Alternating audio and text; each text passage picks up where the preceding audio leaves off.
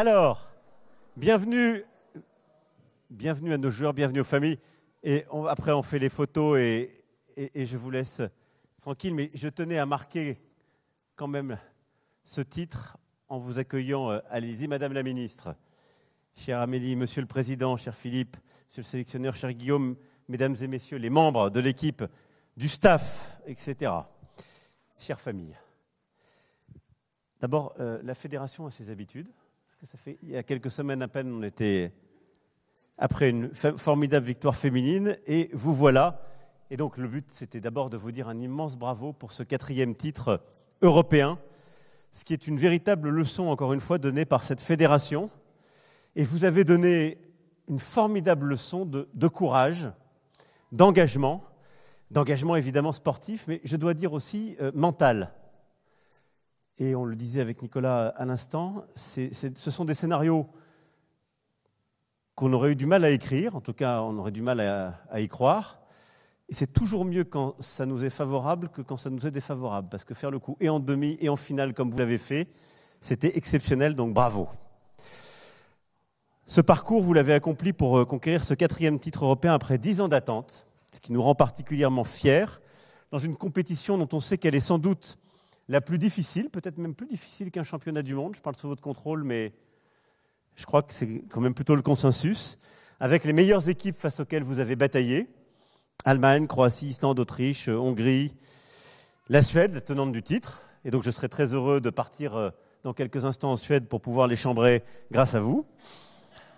Puis le Danemark, champion du monde en titre, pour une revanche de votre dernière finale, qui était une manière de ne rien laisser au hasard.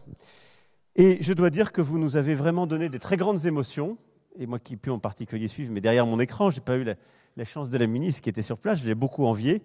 La demi-finale et la finale, c'était exceptionnel. Exceptionnel. Et voilà, ça, c'est ce qui forge aussi des très grandes générations de joueurs et d'équipes, et vous nous avez fait vibrer. Et je dois dire que personne ne s'attendait à un boulet à 12 mètres, cher Elohim, en demi-finale pour décrocher... Il est où ? Je l'ai vu en arrière. Voilà. Et pour décrocher les choses, avec en plus une récidive quasiment, pas sur un coup franc, mais avec des très beaux gestes en finale. Donc ça a encore accru les choses. Mais tout le collectif a été au rendez-vous quand, au fond, la cloche sonnait, quand il fallait ou marquer ou tenir. Et vous l'avez fait avec à la fois du panache et un immense professionnalisme. Et le coach l'a dit, je crois, dans ses propos juste après match, il y a quelque chose dans cette équipe et dans ce que vous donnez à la fois en générosité, mais aussi en contrôle, en maturité, en mental, qui est absolument exceptionnel. 10 ans plus tard, voici donc le handball français qui revient sur les toits de l'Europe. Et à travers vous, tous les acteurs qui sont honorés, la fédération, cher Philippe, avec un renouvellement incessant des talents, des victoires, chez les hommes comme chez les femmes, avec aussi un staff qui est au rendez-vous, et cher Guillaume aussi, je crois, des titres d'exception, parce qu'il y a peu de cumulards des titres en joueurs et en entraîneurs. Et puis vous embarquez derrière vous tous les clubs amateurs, les éducateurs, les bénévoles, les écoles, ceux qui animent les compétitions UNSS, etc. Tous les clubs, je le disais, les partenaires et les sponsors que je veux ici aussi remercier, et puis évidemment vos familles, et je sais qu'il y a une partie simplement des familles qui sont là, mais parfois la séparation est longue, et l'attente aussi, donc je vais vous laisser tout de suite les retrouver. J'ai un dernier mot, moi simplement, c'est que c'est formidable de nous avoir fait rêver, c'était magnifique.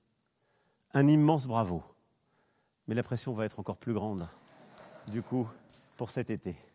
Et donc, évidemment, maintenant, cap sur les Jeux 2024. Le monde entier va y venir à Paris en espérant vous battre. Et nous, en les accueillant pour décrocher un nouveau titre. Et à la fin, on le sait, il y a une chose qui est simple, qui est claire.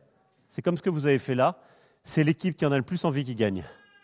Le talent, vous l'avez. Le mental, vous l'avez.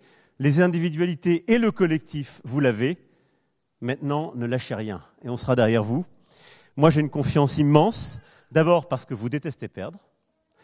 Ensuite, parce que doubler un titre olympique, les Bleus l'ont déjà fait, 2018-2012. 2008, 2012. Ensuite, parce que votre coach y était, déjà, il sait comment faire.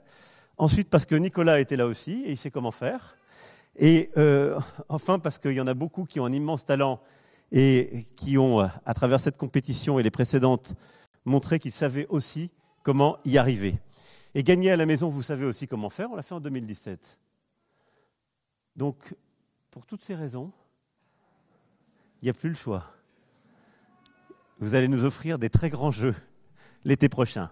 En tout cas, bonne retrouvaille avec les familles et un immense bravo pour ce que vous avez réussi à faire durant cette compétition en Allemagne. Vous nous avez rendus très fiers, vous nous avez fait rêver, vous nous avez fait vibrer et surtout à la fin, vous avez ramené le trophée.